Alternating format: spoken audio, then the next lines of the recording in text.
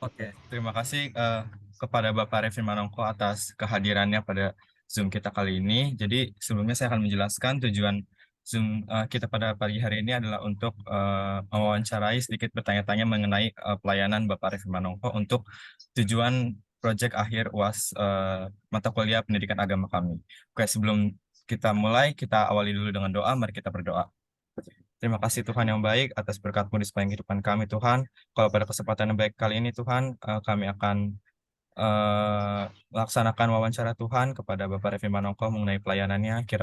Kiranya Engkau yang pimpin Tuhan wawancara kami, kiranya Engkau yang eh, pimpin mata hati pikiran kami Tuhan, agar wawancara ini Tuhan boleh hanya memuliakan nama Tuhan. Terima kasih Tuhan, ampuni segala dosa-dosa kami telah berdoa mengucap syukur di dalam nama Tuhan Yesus Kristus, Allah kami yang hidup, Juru Selamat kami. Haleluya, amin. Oke. Sebelumnya, Bapak Revi Manongko, gimana kabarnya pagi hari ini? Puji Tuhan, baik. Baik ya Pak. Oke, kalau begitu, jadi di sini kami akan melontarkan, kami akan menanyakan beberapa pertanyaan mengenai pelayanan. Jadi langsung saja dimulai. Pertanyaannya silakan.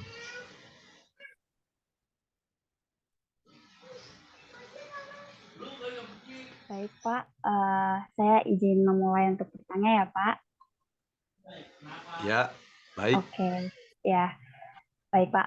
Awal cerita Bapak terjun menjadi pelayan Tuhan dan prosesnya sampai akhirnya Bapak menjadi pendeta itu bagaimana ya, Pak? Ya, terima kasih buat kesempatan ini.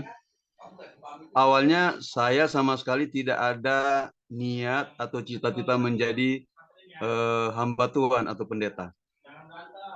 Tetapi dengan berjalannya waktu, cita-cita saya saat cuma satu, harus jadi ABRI. Dan pernah ikut Angkatan Laut, tetapi pada akhirnya memang gagal. Sebenarnya kalau saya tidak cepat pergi ke Jayapura, Papua dulu, saya diterima dulu seharusnya. Cuman setelah itu lama-kelamaan saya aktif ikut ibadah, muncullah dari situ niat untuk mau jadi hamba Tuhan. Nah, awalnya masih niatnya, motivasinya masih belum belum apa ya? Motivasi awal belum baik, karena masih ada motivasi supaya jadi hamba Tuhan, supaya dilihat orang lah gitu. Tetapi pada akhirnya sudah menjadi sudah Tuhan bekerja terus dalam hati ini. Saya tidak hanya menjadi setia di gereja, tapi harus melayani Tuhan. Dan lama kelamaan datang motivasi itu, ya sudah motivasi yang benar bahwa mau jadi hamba Tuhan bukan karena kehebatan, atau bukan supaya orang lihat saya, sudah jadi hamba Tuhan. Tidak. Tetapi Tuhan sudah menaruh satu niat dalam hati bahwa mau melayani itu jadi hamba Tuhan sebagai pengabdian. Ya, itu saja dulu. Oke, Oke, jadi baik, Pak. Terima kasih ya atas jawabannya. jadi awalnya tadinya nggak langsung mau jadi pendeta ya. Awalnya jadi mau Ya, jadi ABRI dulu awalnya. ya. Oke, Cuma satu cita-cita dulu, harus jadi ABRI. oke, Dan sangat menarik sekali. Angkatan Laut dulu tahun 1987. Ya. Oke Pak, menarik sekali. Oke, langsung pertanyaan yang kedua, gimana sih Pak Tuhan memanggil Bapak untuk melayani? Kira-kira apa sih peristiwa atau mungkin tanda-tanda yang Bapak alami dan rasakan datangnya dari Tuhan untuk memanggil Bapak menjadi seorang pendeta? Ya, awalnya sih memang setelah setelah sudah percaya, sudah dibaptis, memang sempat terjun lagi ke dunia gemerlap begitu. Dan waktu itu saya sudah jauh dari Tuhan. ada teman-teman anak muda yang ajak-ajak saya, ayo balik lagi. Saya bilang sudah nggak mungkin, karena saya rasa saya itu sudah tidak dikasih lagi oleh Tuhan gitu. Tetapi saya itu tidak ada ketenangan, tidak ada kedamaian. Walaupun saya waktu itu secara manusia saya hidupnya mewah waktu itu. Hidupnya uang saya begitu banyak karena saya waktu itu kerja di tambang emas. Tetapi ternyata kemewahan itu, uang yang banyak itu, orang banyak yang segan sama kita tidak membuat saya damai sejahtera.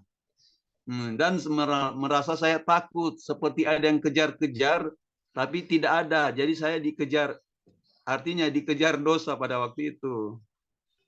Nah, dari situlah lama-lama muncul kembali ke Tuhan, setia lagi membantu pelayanan di gereja, membantu hamba Tuhan. Terus lama-lama Tuhan mulai bekerja dalam hati saya. Nah, bahwa saya tidak harus menjadi orang anak Tuhan yang setia, tapi harus jadi pelayan Tuhan. Dan saya harus tantangan besar bagi saya karena saya kan tidak bisa berbicara di depan umum, nggak bisa. Tetapi dengan kuasa Tuhan bekerja dalam hati itu membuat saya sudah bulat hati, walaupun tantangannya besar. Mau masuk sekolah Alkitab itu bukan hal yang gampang karena berbenturan dengan dana, dengan biaya. Tapi toh ternyata Tuhan buka jalan semuanya. Sehingga saya masuk tesnya dulu di satu gereja, kurang lebih setahun, baru saya dikirim ke sekolah Alkitab di Beji Batu Malang. Nah, di sanalah ditempah habis-habisan. Dan di situ yang saya katakan sudah ada motivasi yang benar. Mau melayani Tuhan bukan karena gagah-gagahan, bukan karena uang, bukan karena kedudukan, tapi pengabdian. Dan Tuhan sudah taruh, mau hidup atau mati, makan atau tidak makan, tetap mau melayani Tuhan. Dan sampai sekarang, puji Tuhan, tetap melayani Tuhan. Karena anugerah Tuhan. Terima kasih. Oke, jadi tadi habis dibaptis nggak langsung ini ya, nggak langsung benar-benar hidup suci. Jadi jatuh lagi ke dalam dosa dulu. Baru setelah itu Tuhan proses lagi sampai akhirnya jadi pendeta ya Pak.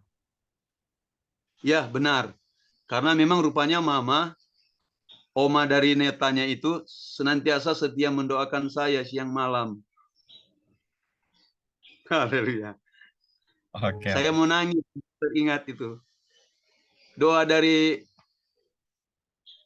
ibu saya, oma daripada netanya. oke, oke. Menarik sekali jawabannya.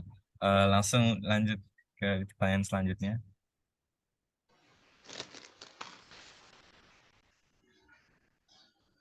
Oke, Pak. Kan tentunya selama melayani Tuhan sebagai pendeta ada sukacita atau dukanya ya, Pak. Kira-kira apa tantangan dan sukacita terbesar Bapak selama melayani Tuhan sebagai pendeta, Pak? Ya, ini berbicara tantangan dan sukacita ya. Ya, memang tantangan masuk dalam pelayanan tantangan semakin berat. Ya, tidak bisa dipungkiri.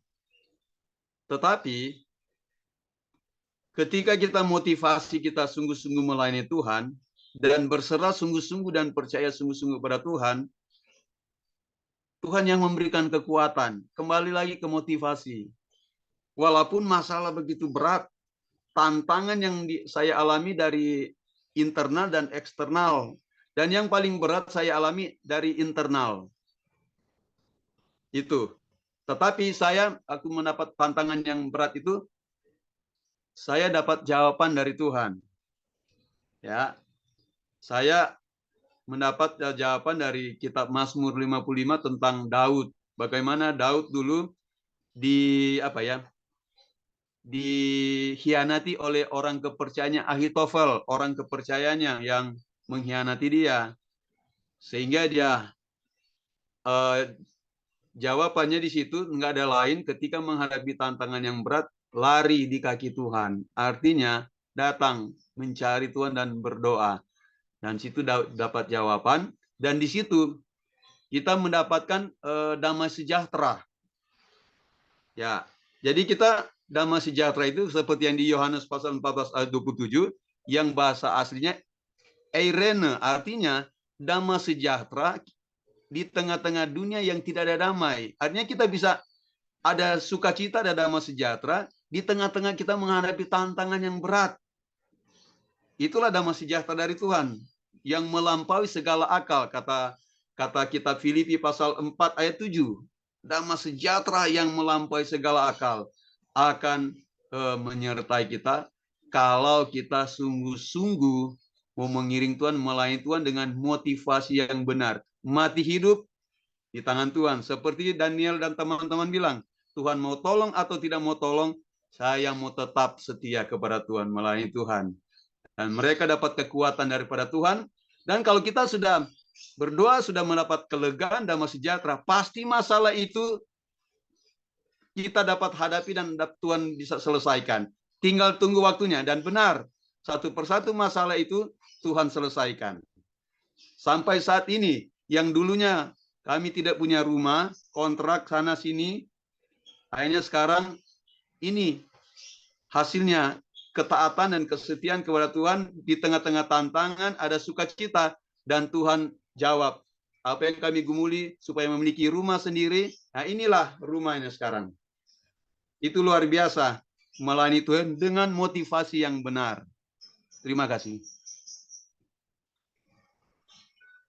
Maaf, tambah lagi.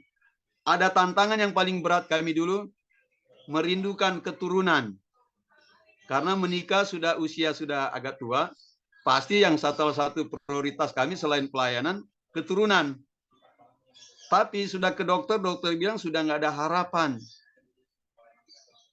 Nah, makanya nggak ada harapan. 5 tahun.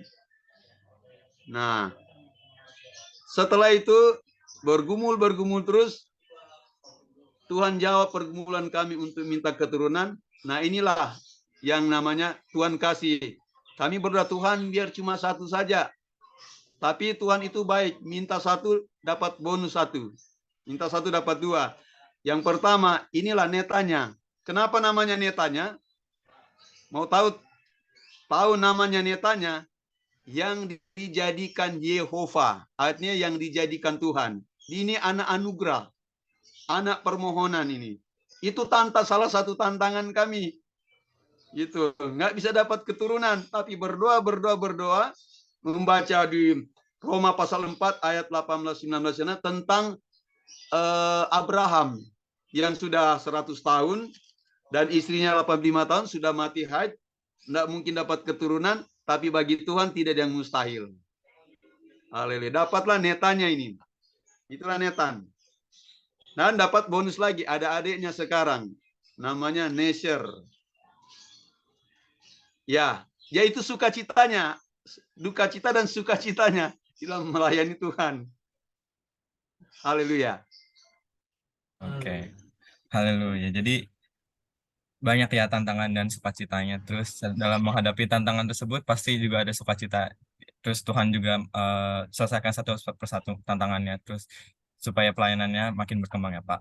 Oke. Terus kan tadi kan ada tantangan kan Iya. di setiap pelayanan Bapak. Pasti kita sebagai manusia tak terpungkiri juga kan akal manusia pasti pernah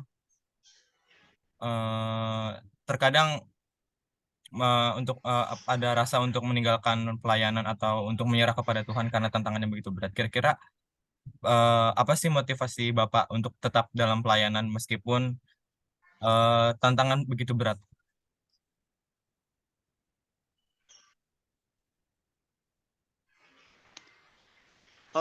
Begini, motivasi saya satu, kehidupan yang kekal. Karena Tuhan sudah dulu saya bilang tadi, Tuhan sudah tanam dalam hati saya tidak cukup hanya untuk setia jadi jemaat biasa setia, tapi harus melayani walaupun susah, walaupun menderita. Dan itu karena apa? Kita apa? Hal itu kita dapat daripada membaca firman Tuhan dan berdoa. Jadi firman Tuhan menjadi rema di dalam hati saya, menjadi hidup. Sehingga seperti kita Roma bilang, tidak ada dapat memisahkan kita dengan kasih Kristus. Pedangkah, kelaparankah, ketelanjangankah? Di kitab Roma pasal 8 ayat yang ke-35. Ayat 37, datanglah itu. Kita dalam semuanya itu, kita lebih daripada pemenang. Jadi tidak ada pemenang tanpa perjuangan, tanpa peperangan, tanpa tantangan. Jadi jangan takut menghadapi tantangan, berarti asalkan kita tetap setia, di balik tantangan itu ada kemenangan, ada kemuliaan, ada mujizat yang luar biasa. Asal jangan takut. Rahasianya apa supaya kita jangan takut? Dekat dengan Allah. Karena Daud berkata, hanya dekat Allah saja aku tenang. Daud seorang yang luar biasa, tinggal di istana, banyak pengikut-pengikutnya, banyak pengawal, tapi dia bilang tidak. Dia tenang bukan karena dia duduk di istana, karena pengawal, tidak, tapi dia bilang hanya dekat Allah saja aku tenang. Ya, terima kasih. Oke, jadi tadi motivasinya ini ya Pak, kehidupan kekal ya Pak.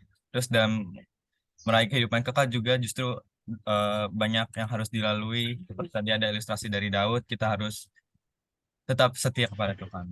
Oke, terima Ya. kasih. Jadi Daud rahasia Daud kuat dan dia menang dalam segala peperangan. Dia tetap berpegang teguh kepada firman Allah. Mazmur 119 ayat yang ke-71, dia bilang, aku tertindas baik bagiku, supaya aku belajar ketetapan-ketetapanmu. Itu bagus. Artinya kalau kita dalam tantangan, kita berpegang teguh pada firman, baca firman, dan berdoa. Lakukan firman Allah itu saja. Jangan kita melakukan tindakan yang bodoh. Jangan sampai kita melakukan menyimpang daripada firman Tuhan. Jangan sampai kita melakukan kejahatan dan dosa. Itu yang membuat kita rapuh. Tidak ada kekuatan, tidak ada pengharapan. Firman Allah, berpegang teguh pada firman. Karena firman Allah hidup dan berkuasa. Firman itu adalah Yesus sendiri. Oke, terima kasih atas jawabannya. Jadi kita harus tetap berpegang teguh ya Pak, kepada firman Tuhan. Oke. Ya. Pertanyaan selanjutnya dipersilakan. Oke, Baik Bapak. Pak.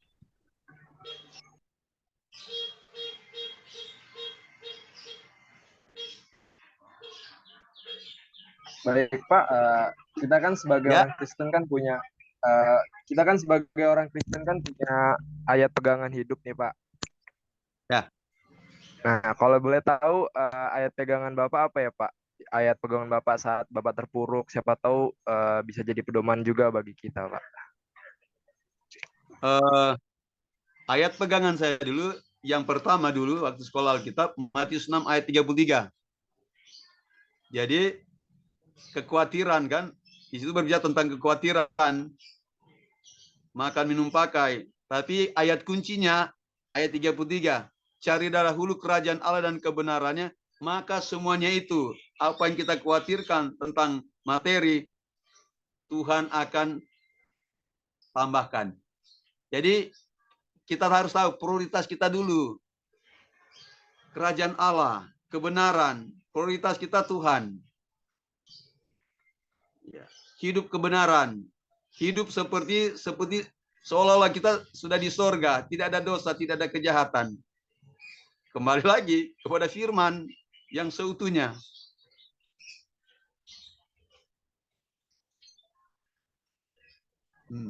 Oke Pak, terima kasih Pak atas jawabannya Pak. Ya, sama-sama.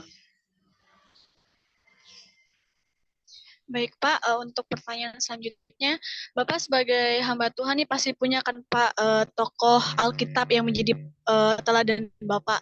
Nah, kami mau tahu nih, Pak, untuk tokoh tokoh Alkitab yang menjadi teladan Bapak yang ada di Perjanjian Baru siapa ya Pak? Mungkin bisa menjadi pedoman juga bagi kami Pak, jadi teladan juga bagi kami gitu Pak. Memang banyak sih, tapi salah satunya tokoh di dalam Perjanjian di dalam PB itu Rasul Paulus.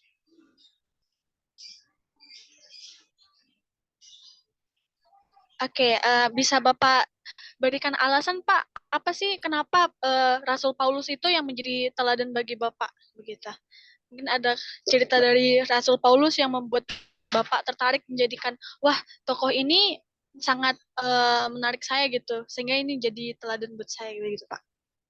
Ya, Rasul Paulus awalnya dia seorang penganiaya jemaat.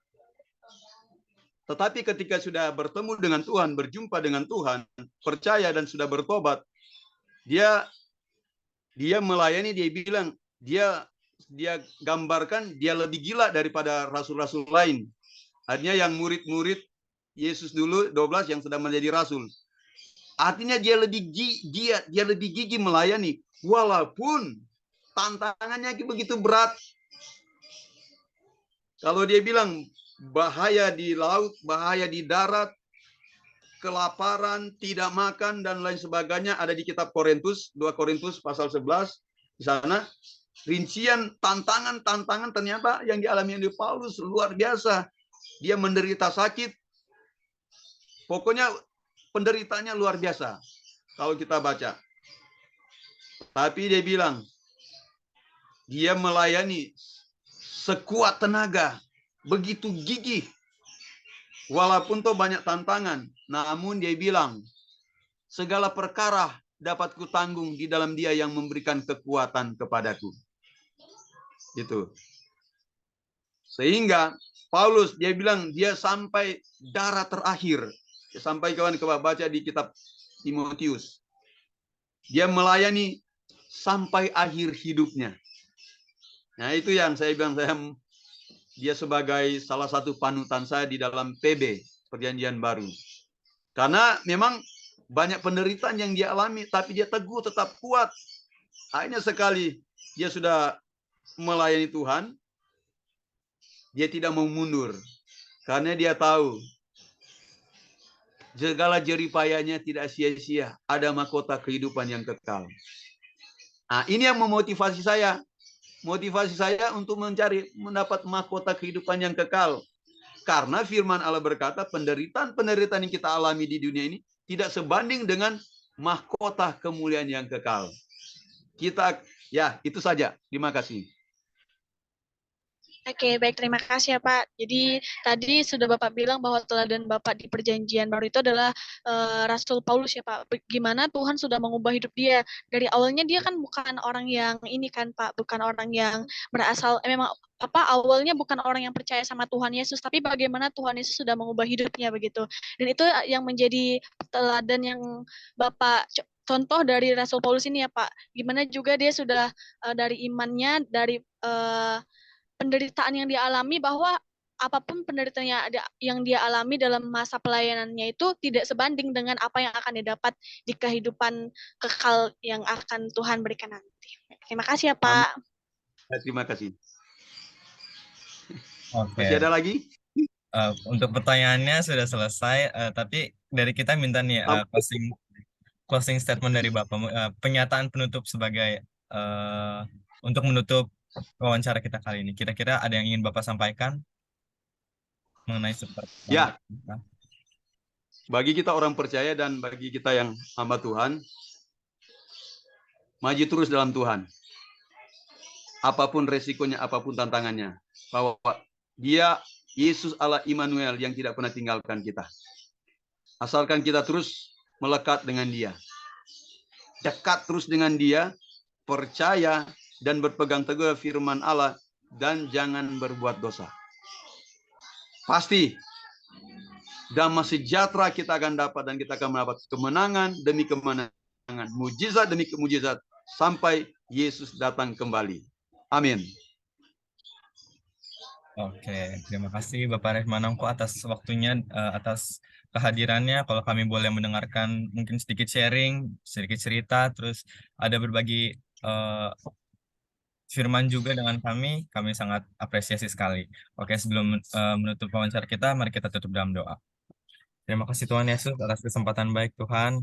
Kalau kami sudah mewawancarai Tuhan Bapak Arif Manongko, kiranya Engkau telah pimpin ibadah dari awal sampai akhir dengan lancar. Kami mengucap syukur Tuhan. Kiranya Engkau memberkati Tuhan Bapak Revi Manongko Tuhan dalam pelayanannya. Engkau eh, pakai Bapak Revi Manongko lebih hebat lagi Tuhan. Engkau buat dia berkembang lagi di dalam Tuhan. Terima kasih Tuhan, memberkati juga kami Tuhan, anak-anak-Mu dalam masa perkuliahan kami Tuhan, dalam mengejar Tuhan cita-cita kami, kiranya Engkau yang pimpin kami terus setiap langkah kaki kami Tuhan, agar kami juga dapat melayani Tuhan, walaupun bukan sebagai pendeta, walaupun bukan sebagai hamba Tuhan, namun kami juga bisa melayani Tuhan untuk mencapai kehidupan yang kekal Tuhan. Terima kasih Tuhan, Kau sertai Tuhan kegiatan kami setelah ini. Kami telah berdoa mengucap syukur di dalam nama Tuhan Yesus Kristus, Allah kami yang hidup, Juru Selamat kami. Haleluya, amin. Amin. Oke, terima kasih Bapak Revi Manongko. Kalau gitu, Bapak boleh keluar. Ya, Terima kasih Bapak. Terima kasih banyak, Pak. Terima kasih ya, Pak. Dan Tuhan memberkati, Pak. Tuhan memberkati dalam pelayanan. Iya. Kita dokumentasi dulu, Net. Oh iya, Ya, dokumentasi dulu. Jangan pulang dulu ya Pak. Ya. Dokumentasi dulu, foto dulu foto. Oh iya. Foto dulu, Pak. Siapa yang mau SS? Oke, aba-aba ya. Aku ya. 1, 2, 3. Oke, udah. Nggak terasa. Teknologi seperti itu. Oke, terima Oke, kasih. terima kasih Pak. Terima kasih, Pak. Ya, sama-sama. Tuhan berkati. Tuhan berkati Pak.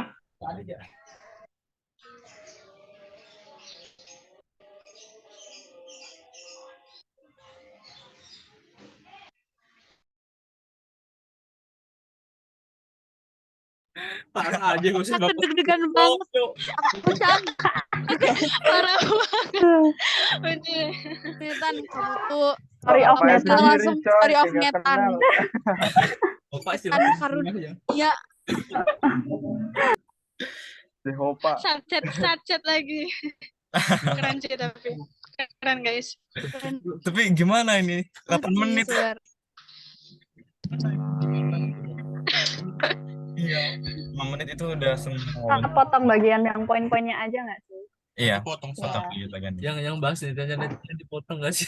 Iya. Oke. Jangan weh, itu loh. Itu ceritanya bagus banget, serius. Oke, nanti kita bahas lagi ya guys. Potong bagian Netan coy yang ceritain. Iya, astaga. Udah, Iya. ini udah ya. Udah. Makasih semuanya. Oke, Oke, thank you thank you. semuanya. Guys, jangan. Thank you ya. Kita bahas lagi nanti ya. Bye-bye. Dadah. Oke. Hati.